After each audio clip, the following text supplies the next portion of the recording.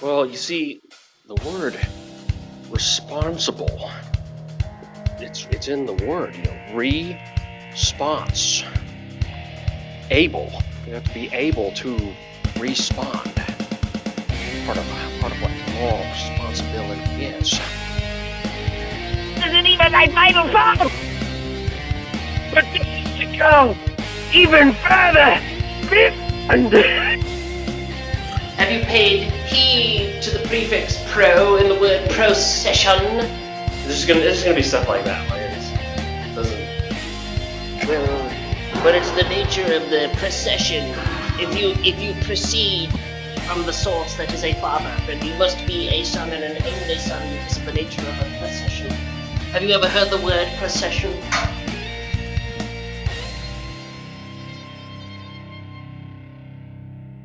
Go, you know the thing. Great, we'll just. Oh. And he basically said he doesn't affirm moral realism, that he's skeptical of it because of stance-independent normativity, which is, it reminds me of like a confusion between like absolute morality and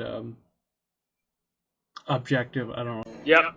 Absolutism is objective. Yep. It reminds me kind of like that, because in a way, there's kind of agreement, and I've heard you say something similar, like there isn't really a stance independent, but that's not necessary.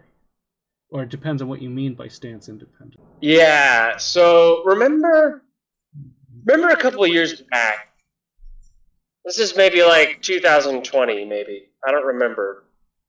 A couple of years back, this guy comes into our channel. This is back when Cap was more active. It's when Chase was around all the time. And this guy, I'm pretty sure he's actually a philosopher, but I'm not certain about that. He might just be a grad student or something. Anyways, he comes on, and he starts talking about morality. And he sets forth this concept of objectivity, that it's independent of any minds. And of course, he's committing univocism. He means any minds, including God. And my response, if you don't remember this conversation yet, was to accuse him of impersonalism. That if moral facts were really mind independent in the way he means, then they're just non-personal facts. They're aim. They don't have anything to do with the mind, and then you've got all kinds of problems. Do you remember that conversation at all? No. Damn. You made a blog post about it. I think you even quoted most of the conversation in full. He got very... I shouldn't say very. He got miffed. I don't know if upset might be too strong a word, and I'm not trying to insult him, but he left the server because he didn't appreciate how his view was being represented. And he was basically playing a Wielenberg game. He wanted to play subjectivist and appeal to his intuitions and all that fanny nonsense when it came to knowing moral facts. And he didn't like being called out for practicing subjectivism under another name, which I kept saying over and over and over. So that, to me, is a really good example of how it seems to me, and maybe this is just down the line, maybe philosophers are already at a different stage, but down the line, at least away from philosophers, people misconceive of morality as either on one field or the other, like you've already kind of said. Like, it's either objective, in which case it's kind of platonic. It just takes existence outside of any mental context or apparatus, or it's mental, it's personal, and has some kind of connection with how we think and feel and our motivations and that sort of thing. But then it's contingent on that kind of stuff, and that seems to take away the objectivity that the moral realist, wanted to be there all along. And you hear, I'm sure I bet you have seen that objection more than I have, where people will go, someone will make the objection that either morality is objective, in which case it's independent of God, or it's dependent on God, in which case it's subjective because it's subject to Him. They'll make that as if it's an objection, right? Kind of a faux Euthyphro dilemma for objectivity. Yeah, I've heard it put that way. So what do you think about that as a Christian position? Like, I think it's silly. do you think? Go ahead. Sorry, I get too excited. Well, like, what would you say? Like, it's hard to imagine like a Christian holding that position. Like, what would you say to change their mind? So I would point to Scripture and I would say, okay, you got kind of two problems. One is inductive and one is abductive. The inductive one is just that, hey, people who are moral realists and people who are not moral realists tend to talk different ways across all cultures, across history. Why is it that the biblical language, like when it says things like, when it treats righteousness as like a property that things can have, or when it says, when it talks about the wise way to live or the righteous way to live, or all these other, someone who's doing a survey of the Bible could get a lot more of these things. Why does it talk this way? It just seems that inductively that fits better with moral realism. And then abductively, I think the problem is that there's not really, it's not really abductive actually. The problem is that like, okay, so there's a second argument. The second argument is just that, the second argument is just that it's hard to make sense of some kind of moral anti-realist view in a Christian scheme. I remember reading a paper on like divine egoism and the attempt to resolve the problem of evil with that, or the Euthyphro dilemma with that. And I think it fails to consistently avoid moral realism. It just seems that however you cash out God's being displeased by something, or finding something favorable in the moral way that has these ramifications where He can talk about obligations and be in covenant with people and they can break covenant and all that kind of stuff. That just is going to lead, you can just make descriptive statements about those actions.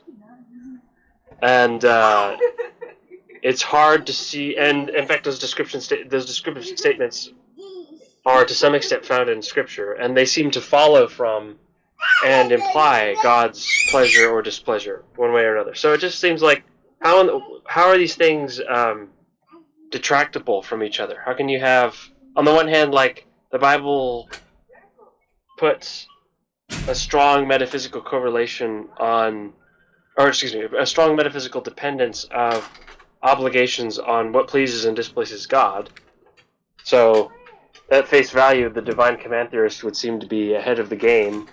But then on the other hand, there's no way for God to be pleased or displeased in the relevant sense, in a way that carries all the baggage that the Bible brings with it, unless it just entails these descriptive facts of value, and therefore moral facts. So just,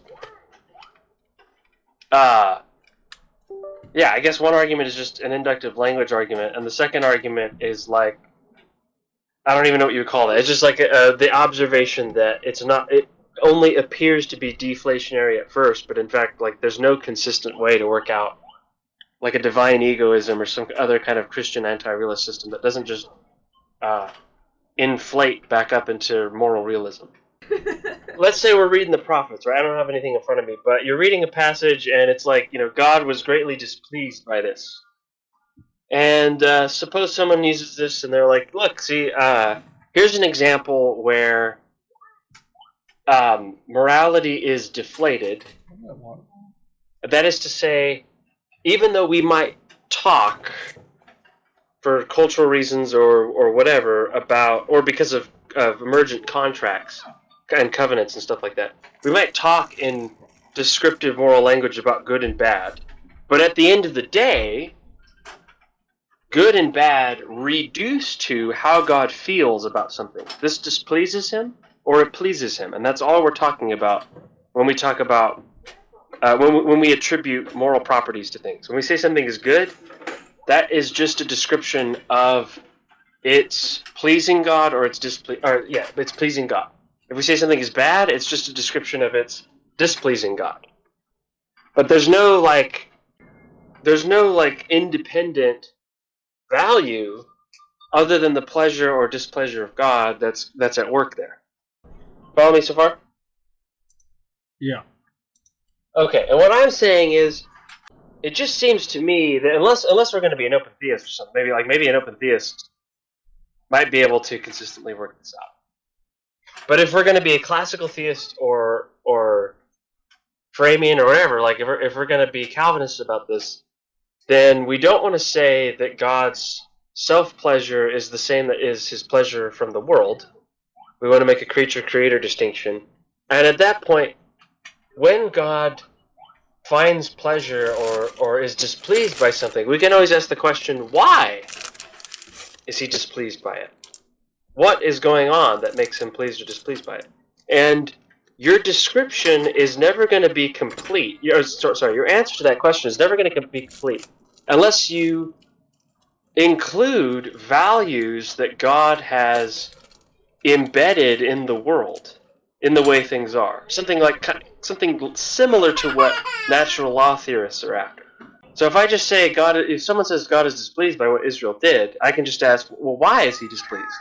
And they'll say, well, because they broke covenant with him. Okay, but why is that displeasing to him? Yeah, and at that point, if maybe they'll have some other answer, but one of the two things is going to happen at the end of this. It's going to reduce to God. It's going to reduce to them having no answer. They're just going to say he's just displeased by that because he's displeased by that, and that's not going to be morally informative. Why is God's displeasure something that obligates me? Why does it have ramifications? There's no normativity there if it's left by itself. Or they're going to have to say something like, well, there's like a property of God's covenant obedience. There's a property of, there's like a feature of, or a value fulfillment in somebody who obeys God. That's just objective morality. Like, that just means there's some kind of feature that God put in the universe that corresponds to his pleasure or displeasure.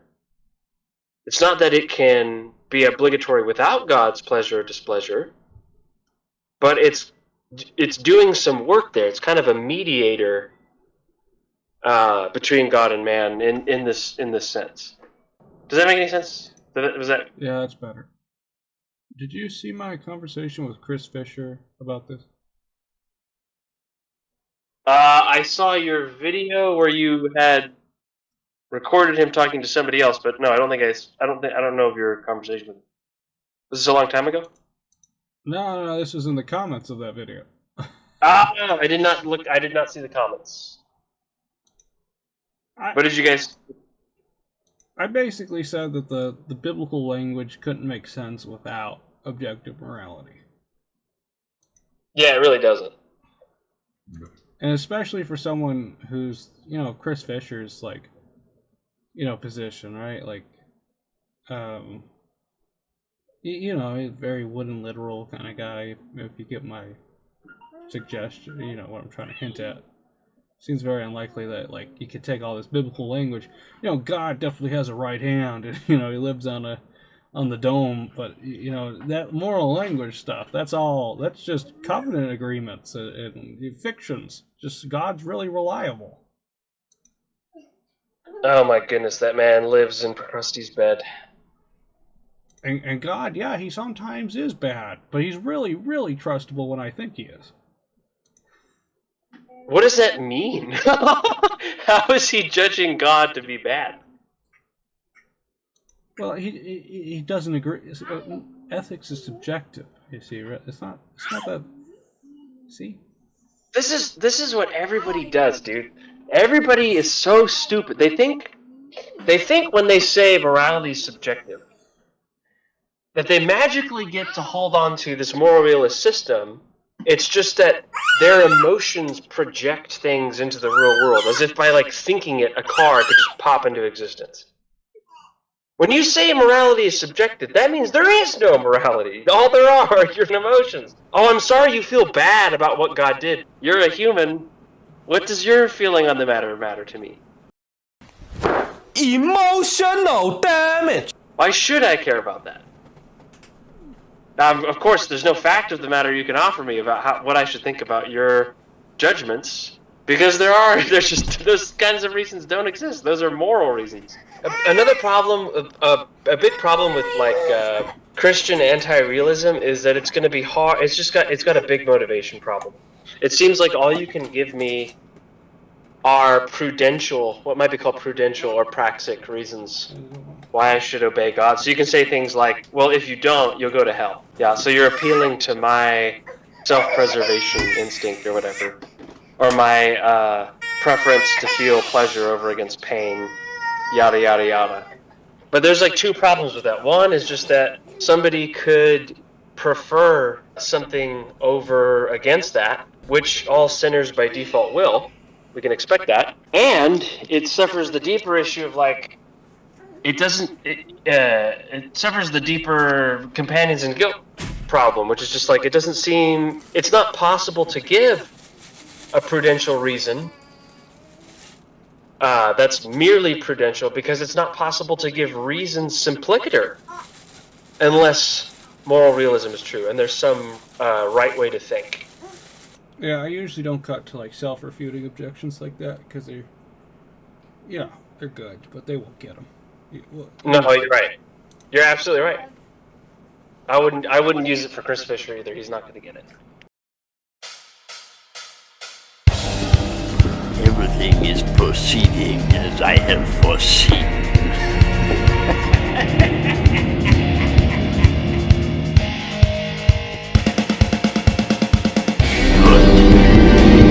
Use your aggressive feeling, boy.